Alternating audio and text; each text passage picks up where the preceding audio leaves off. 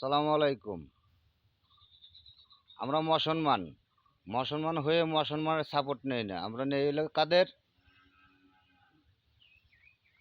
ইহুদিদের। যেমন মেসিকে সাপোর্ট করি আমরা, রোনাল্ডোর সাপোর্ট করি আমরা, নেইমার সাপোর্ট করি আমরা।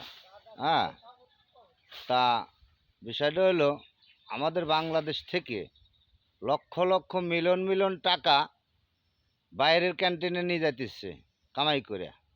খেয়াল করছেন? কিন্তু আপনারা খেয়াল করেন নাই। এই যে জার্সি আমাদের বাংলাদেশে বিক্রি করতেছে, তাই না? এই জার্সিগুলা